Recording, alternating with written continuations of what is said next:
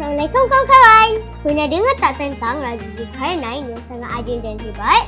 Suatu hari, beliau dan tenteranya terjumpa dengan satu bangsa. Mereka hidup di antara dua gunung. Mereka sangat gembira dengan kedatangan Raja Zulkarnain kerana mereka tahu beliau boleh membantu mereka yang selalu diserang dengan bangsa Ya'juj dan Ma'juj.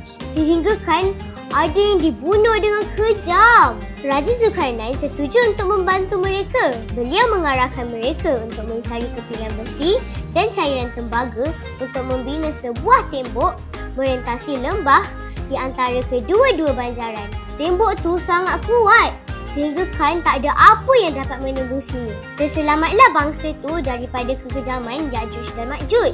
Wah, hebat kan Zulkarnain? Dia bukan hanya hebat, tapi sangat bijak. Ingat kawan-kawan, kalau ada masalah, jangan lupa sentiasa berserah kepada Allah dan buat yang terbaik.